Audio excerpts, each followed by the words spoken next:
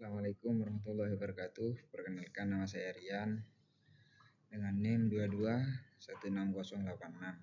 Saya di sini ingin menjelaskan tentang urgensi handling complaint. Tujuan materi urgensi handling complaint.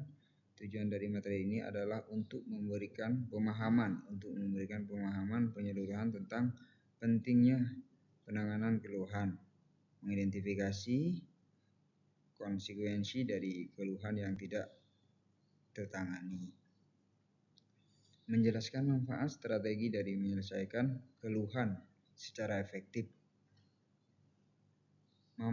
memaparkan data faktual terkait dampak penanganan keluhan dalam dunia nyata, menghubungkan nilai-nilai profesional dalam menangani keluhan dengan ajaran Islam.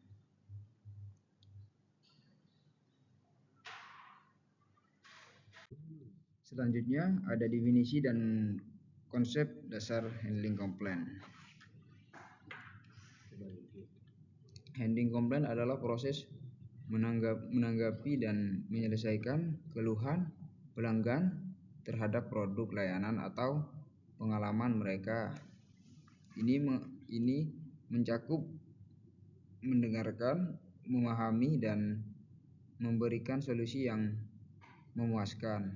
Penjelasan keluhan adalah bentuk komunikasi dari pelanggan yang merasa tidak puas. Penanganan yang baik tidak hanya menyelesaikan masalah, tetapi juga membangun kepercayaan dan loyalitas yang lebih kuat terhadap perusahaan.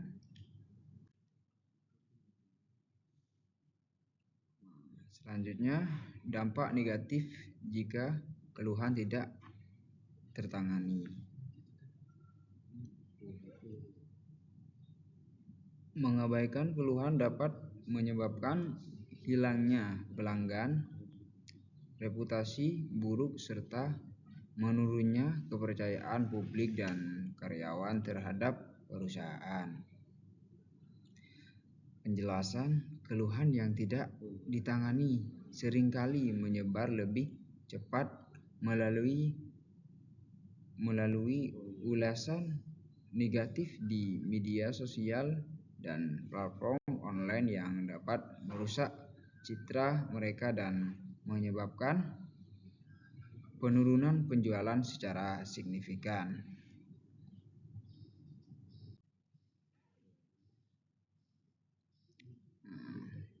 Dampak positif handling complaint yang efektif.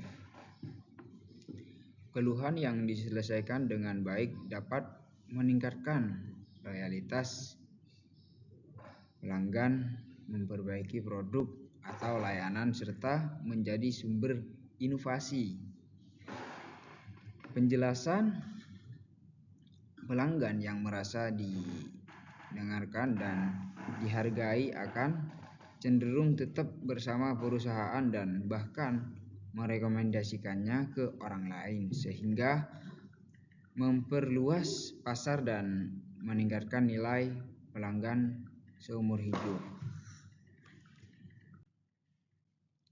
Nah, di sini data faktual dan statistik terkini. Berikut adalah data penting yang menunjukkan urgensi penanganan keluhan pelanggan. 67% pelanggan beralih market karena pengalaman buruk. Yang kedua, 94% konsumen mengatakan ulasan negatif online membuat mereka tidak membeli produk. Yang ketiga, perusahaan kehilangan sekitar 1,6 triliun per tahun akibat pelanggan yang meninggalkan brand karena layanan buruk. Yang keempat, 70% pelanggan akan merekomendasikan perusahaan jika keluhan mereka ditangani dengan baik. Yang kelima, pelanggan yang puas karena keluhannya diselesaikan memiliki nilai CLV hingga 2,6 lebih besar dibandingkan pelanggan yang tidak puas. Penjelasan. Selanjutnya, analisis data dan kaitannya dengan strategi bisnis.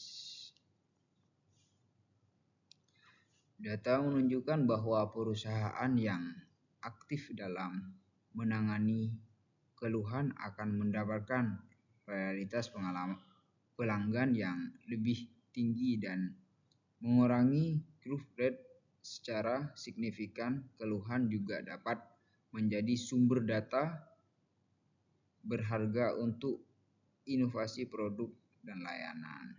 Penjelasan.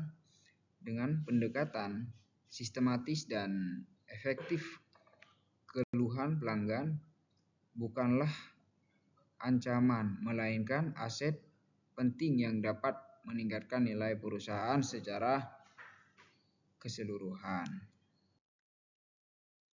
Selanjutnya, rangkuman dari materi. Keluhan adalah sinyal ketidakpuasan yang perlu segera ditanggapi. Penanganan yang buruk dapat menyebabkan kehilangan pelanggan. Dari reputasi, penanganan yang efektif meningkatkan loyalitas dan potensi rekomendasi. Data statistik membuktikan pentingnya respon terhadap keluhan. Handling komplain harus menjadi bagian dari strategi bisnis yang berkelanjutan. Penjelasan. Urgensi penanganan keluhan bukan hanya soal etika layanan, tapi juga keputusan strategi untuk kelangsungan dan pertumbuhan bisnis jangka panjang. Selanjutnya, kaitan dengan nilai Islami. Allah SWT berfirman, dan menolonglah kamu dalam mengajarkan kebijakan dan takwa, dan jangan tolong menolong dalam berbuat dosa dan permusuhan. Rasulullah SAW juga bersabda, barang siapa yang memudahkan urusan orang lain, maka Allah akan memudahkan urusannya di dunia dan akhirat. Sekian dari saya. Jika ada salah kata, mohon maaf. Assalamualaikum warahmatullahi wabarakatuh. Stop.